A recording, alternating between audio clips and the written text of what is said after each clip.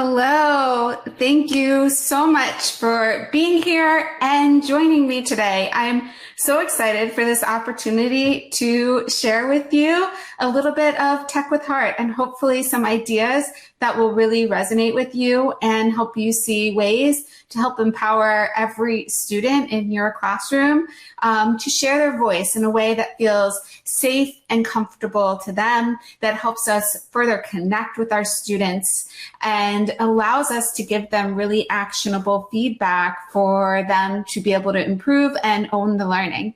So that's the goal of my talk today. I do want to also share, I'm going to have you, if you would like, interact with me through a Pear Deck, which is what I'm going to be using to present. It's what I use in my classroom all the time. That's an option. If you would like to join, I'm going to go ahead and allow you to join right now. And you would just go to joinpd.com and you would type in this code. You do not need to join the session. If you would like to just watch what's on my screen, that's fine. But if you would like some interaction, you would like to be able to experience things from the student lens, please do join in. I also will share that you'll see on this slide that my website is techiemusings.com, and you can also get all of my slides on my website. So I'm going to just put that up on the screen for a moment. Let me see if I can. Not sure if the conference moderators can drop that in the chat. I'm not sure if they can or not, but if they can, they'll drop that link in the chat. Otherwise, you can also go to my website, techiemusings.com. If you go to speaking, hear me speak, you will see this conference, and I right now have the slides up. So if you want to get the slides at a later time, you can just click this link and you would be able to get all the slides and everything that I share with some additional resources there. All right. So I see some people have joined now. Thank you. If you are on Twitter, my Twitter handle's @BuddyXO. I'd love to connect with you there. You can always send me questions either through Twitter, or you'll find contact information on my website too. So, it's really a big goal for me to be able to help as you try and implement these things. So please do feel free to reach out to me if I can help. So I'm going to go ahead and I'm going to start the class, and thank you to those who have joined. You can join at any time later if you'd like. The code is at the top right if you can see it, or you can ask for the link.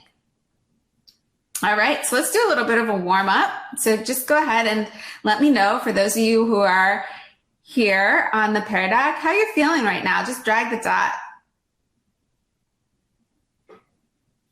Seeing some happy faces, a little bit of a frowny. You know what? This has been a tough year. So I'm usually like the happiest type. I'm probably normally like a 1. And this year, a little bit probably ready for the end of the year to come, have some time to reflect and review and think and get energized for next school year. So I hope that what I'll share today will spark some energy that you'll be able to explore maybe over the summer when you have some time to rest, rejuvenate, and restore. Wow, I see more people joining in. Thank you to so many people who are getting on and moving their dots around. Okay, so we're all over the place, and that's okay. That is what I'm feeling too. All right, I'm going to go ahead and move you to the next slide, and I'm going to just leave a moment here for you to set an intention. And if you're not joined into the Pear Deck here, you can write it down on a piece of paper. You can just take a mental note. But I think it's so important that we do set an intention to take away what we want to get from, if we're doing a yoga practice, our yoga practice, if we are doing a class, what we want from our class. And today, what are you hoping to get from this conference experience?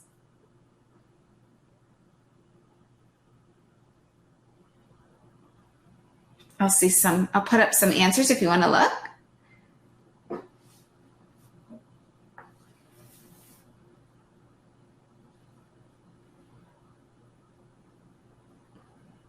So I see strategies, engagement, brilliant ideas. Absolutely. Like the sharing of ideas is the most powerful thing we can have.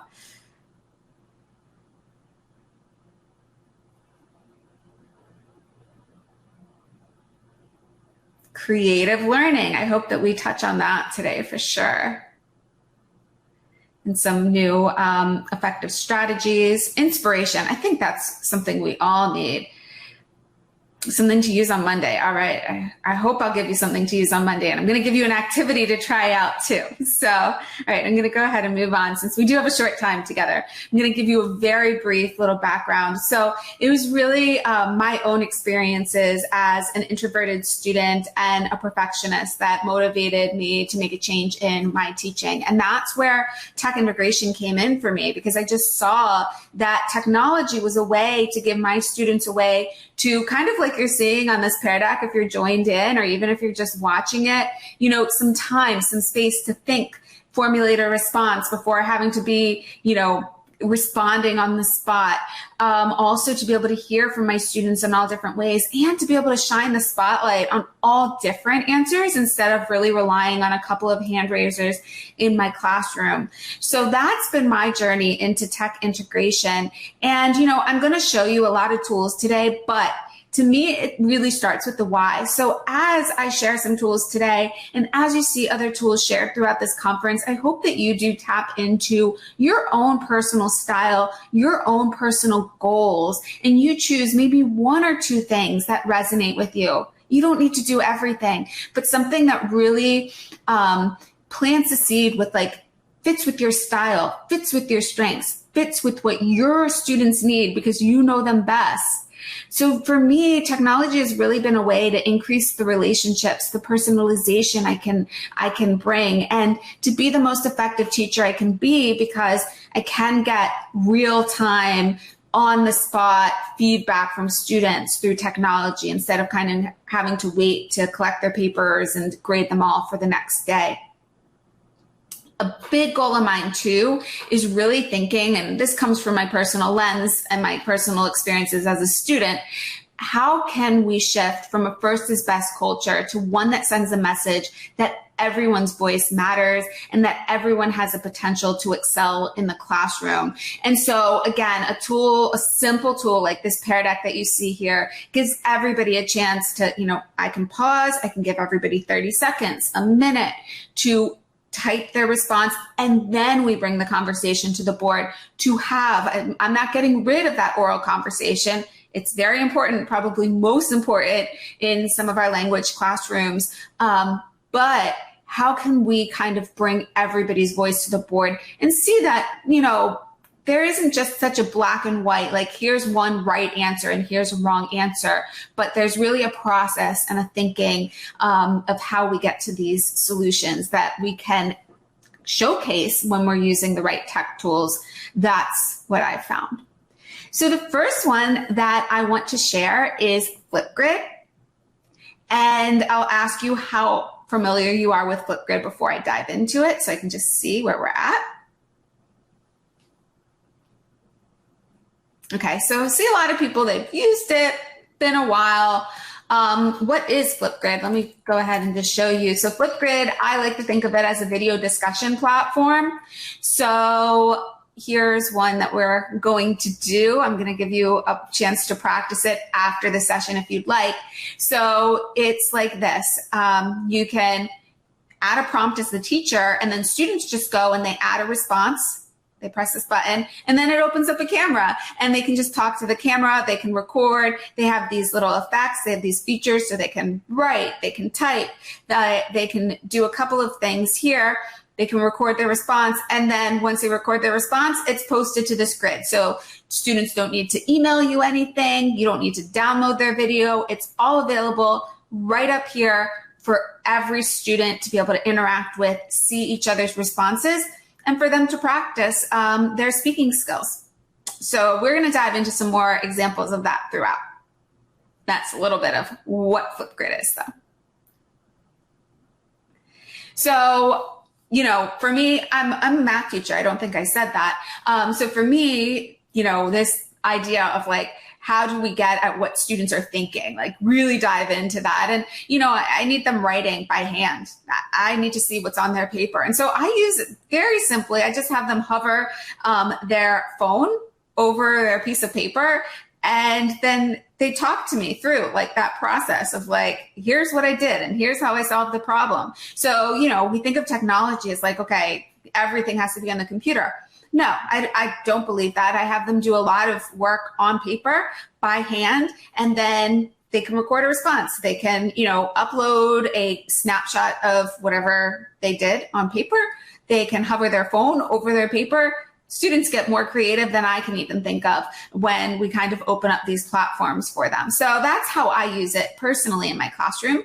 Now, some other examples that I want to show. I love this example. This was actually done in our 3rd grade classrooms, and it has been done years and years by this teacher, this global Read-Aloud. So there's actually this program where it's an international global read-aloud where they pick a book at the beginning of the year, and then and it's actually all organized through Facebook. So this teacher is in this Facebook group, and then somebody puts up this book that they're going to read, and then they all participate in this Flipgrid. So just like I'm going to give you a Flipgrid code that everybody from this conference can get on and can share their voice on, that's how this works. So our students are able to interact with students all across the world in different time zones because it's all done asynchronously. They can hear from one another. They can put their voice on the grid, and it gives them a really authentic audience and also helps them understand experiences from people all over the world, which is such a valuable thing. So this has been one really cool example that I wanted to share. And then here's another example that was done in our 4th grade classroom. Again, I just am highlighting this one because I want to emphasize that technology is not just about everything on the computer. So here you can see the student wrote in her notebook, in her journal, she drew a picture, she wrote a little bit of text, and then she used Flipgrid to record. So she was able to verbalize what she was thinking. In this particular one, she was really able to verbalize what she was feeling, what she was sensing. She was talking about in the scene that she was reading in the book, like what it felt like to her, what smells she was imagining in her mind. So she was able to really get creative in demonstrating what she was understanding from her reading. And, she was able to capture some of this through what she had drawn, through what she had written in her journal, but she was able to verbalize even more of it when it got up on the Flipgrid. So it really is this multifaceted approach. And, I think that's really powerful too. Now, Flipgrid is this forum where when students post, they'll see everybody else's response. So it's a grid of replies. I'll go back over and I'll just show you here. So let's go to one. I don't have many people on this one, but it would look like this. So as people respond, I would see more and more videos come in. And this is actually the student view that you're looking at right now on my screen. So students can watch each other's videos. They can not only watch the videos, let me just go ahead and put that. You can see that they can reply to videos here. So you'll see that I left a little written response here, but I could have left a video response in addition. So it really is this discussion forum that's really cool. I'm not going to get into this, but I do want to mention it because I think it's very important, is that Flipgrid can also be done if you want to privately check in with your students. So, for example, if you want to give, in our world languages classrooms, our teachers give some assessments where they do it now through Flipgrid. They do the component where they used to have every student come up to them and talk to them through that verbal assessment. Now they're actually doing it through a Flipgrid. And so what they do, obviously they don't want students to see one another's because it's an assessment. They go to the settings when they're setting up their topic and they turn on video moderation like I've highlighted on this slide. And what video moderation does is it keeps the videos private until you make them public, and you can just keep them private the whole time. And private means that you can view them on the teacher end, but that nobody else would be able to view that video. Now, this is a really quick session, so I don't have time to dig into this setting, but I just wanted to let you know that's available and something that a lot of our teachers at my school use. Now, to get started, one of my best recommendations for you is to go to the Discovery Library in Flipgrid. And I picked out a couple of topics here. They had one on the Chinese New Year, and they had some. This was actually created by a company. So they hook up with different companies to actually get content from these companies, their creators, that's really rich resources. So you can bring it into your classroom with ease. So I just wanted to share some of these. If you are on there, you'll see that you just click on your profile in the top right corner, and then you click on where it says Discovery. And then that is how you would be able to find all these topics, and you can sort them. You can search for topics. Let's see, I'll go over here. Discovery, you can sort, go down. So these are the ones that I was saying, these are actually made by different companies in here. But you can also go down here and you can just search by your subject. You can search by a specific topic. And you can also look by grade level, which can be very helpful. All right, so I know I'm speeding through this, but this is a quick keynote, so I just want to get through as much as I can. So I encourage you to really think of, at this point, like how we can, as educators, as leaders, embrace technology to ensure that all voices in the room are heard. And that's really a goal here. And you can probably see through Flipgrid how we can easily hear from all voices. All right, I'm going to move on. So the next tool that I want to talk about is Cami. Have you heard of Cami before?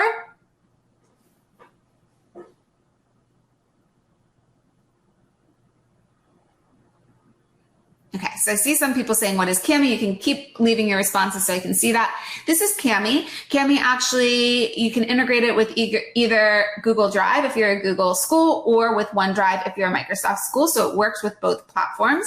And that is what makes it collaborative. So that's really powerful here. It's not just about one student. It works just like if you are a Google Docs user, just like Google Docs, where multiple people can be on here.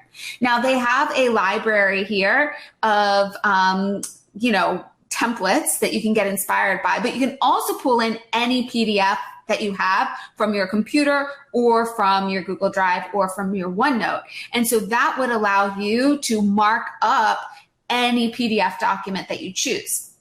Now, I'm going to just go ahead for simplicity. I'm going to just go ahead and let's choose this gratitude journal. That's a template that's in here. So what's powerful about Cami, some of these features are free, some of them are paid. So I'm going to be just honest and transparent about, I have a paid license through my school. And with the paid license, there is something that's really great. The commenting here, they have a voice comment, and they even have a video comment and a screen capture comment. Screen capture would allow you to record like a little video, or students, like a little mini screencast right here on the Cami document. But voice obviously is very powerful. So if I do that, you just click anywhere, and here we go. I'm recording a voice response on my Cami. Press stop. It's available right there for playback. And so say your students recorded a little blurb. I'm going to show you some ideas for how to do that. Then you as a teacher can go back in and you can leave a comment directly on what the student had done. So it's really a powerful tool for actionable feedback that incorporates voice, incorporates tone. It allows them to practice their pronunciation. And something else that it does is that it has some accessibility tools like Read-Aloud.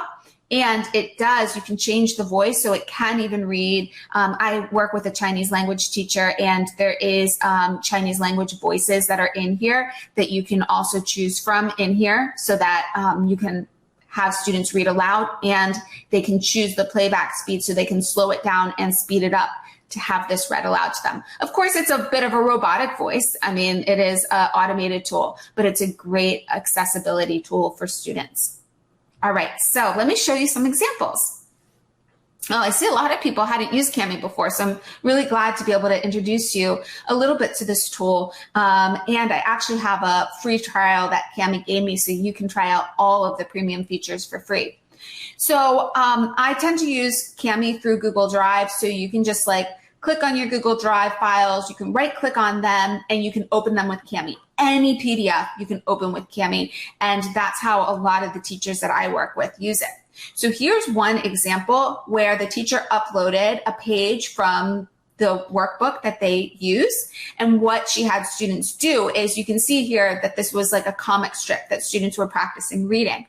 And so she had student click on each of the bubbles here. So you can see yellow dots in each of these frames. And the reason you can see a yellow dot in each of the frames, let me make it a little bit bigger so you can see it real nice. So there's a yellow dot in each of these frames. And the reason for that is because the student is practicing reading each of those dialogue boxes so they can practice their pronunciation. And then the teacher actually goes back, and anywhere that the student needs some correction in maybe their pronunciation or how they're saying the phrase, the teacher is able to then give them that feedback that they're able to play and rewind multiple times over. So this has been really powerful way that my teacher, Marcella, has used this with her classroom. She actually teaches middle school.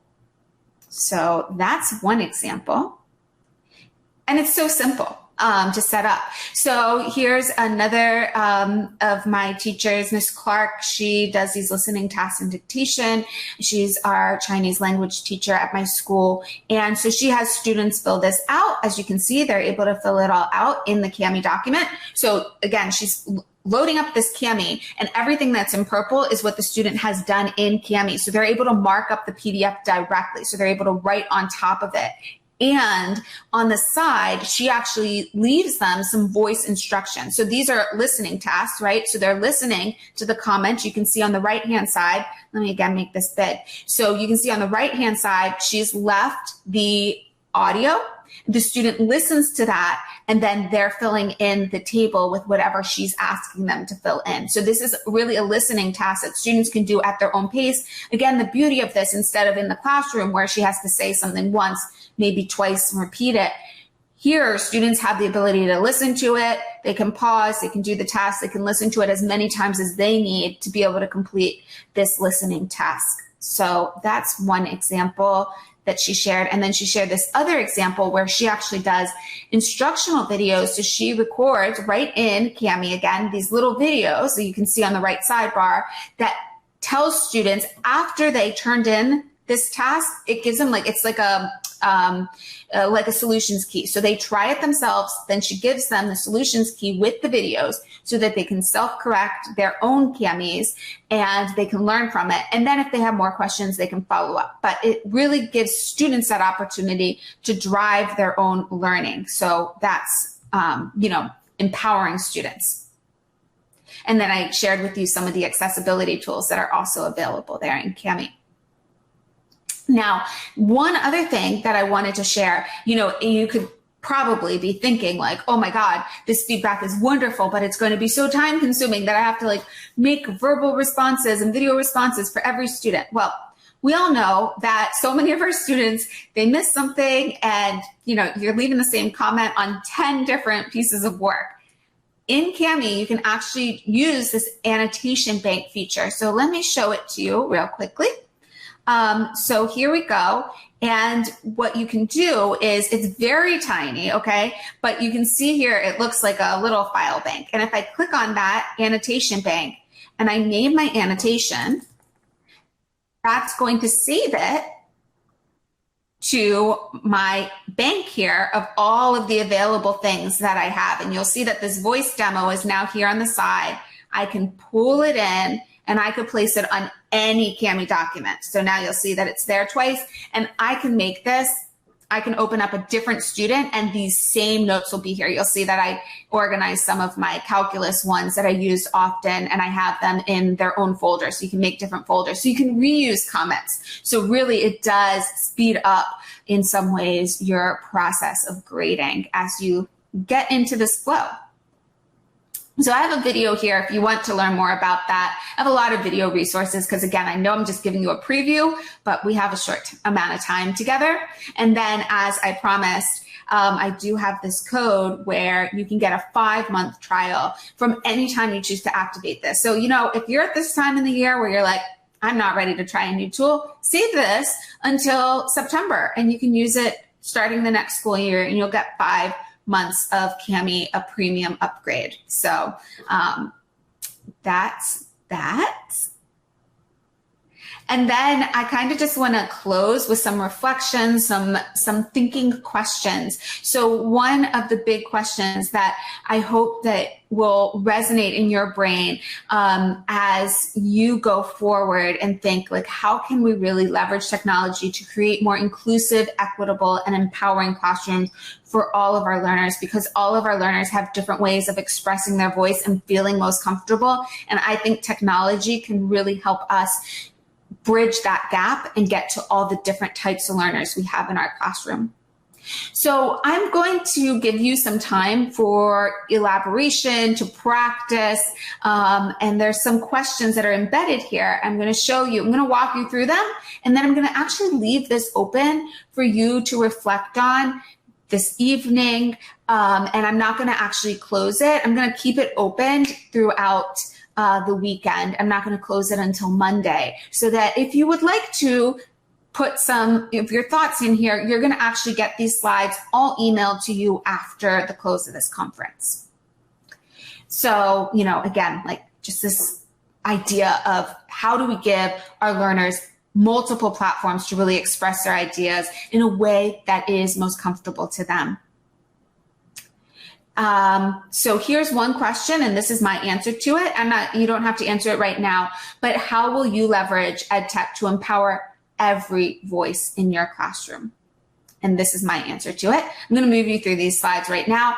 I have a little reflection question here. I would love to hear your thoughts. So I would really appreciate if you would answer this slide in the Pear Deck and just let me know, like, what resonated with you, what worked. And if you have questions, leave them on the slide and I will respond to you individually if you leave a question for me here. I will go through them all. So please do leave questions if you have them.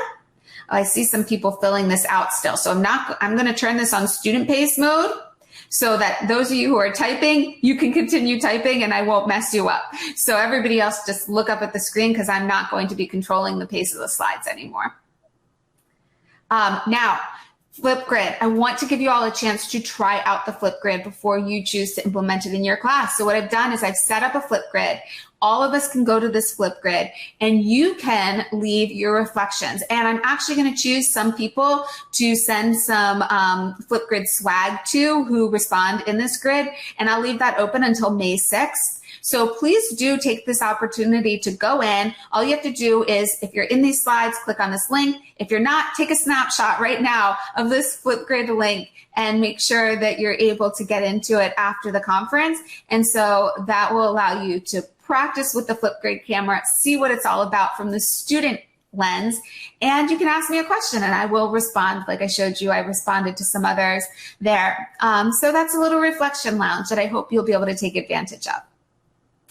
I do also, if you're interested, I didn't talk about Pear Deck, but I demoed it throughout. If you're interested, I also have a trial of Pear Deck that they always give me whenever I present. So again, if you're not in these slides, you can find them on my website. I have the slides up. You'll find them on my website, techymusings.com, under speaking, hear me speak. You'll find the slides linked right there under this conference. All right. And then, you know, I really like, this is the core of my book. How can we cultivate compassion in our classrooms through the intentional integration of technology into the design of our lessons? I think it starts with lesson design. And I think that you need to choose what tools work for you. I love Flipgrid. I love Pear Deck. I love Cami in my own classroom. Maybe only one of these will resonate with you, and that's great. Pick what works for you. Start slowly. This has been an evolution of years and years for me in integrating these tools. So choose what works for you. If you do have questions, please feel free to also leave them on this slide, leave them on that other slide. Get back in touch with me through any of these. If you're on Twitter, I'm @BuddyXO. If you're not, you can find my contact on my email, or you can just leave a little Flipgrid video and let me know what questions you have.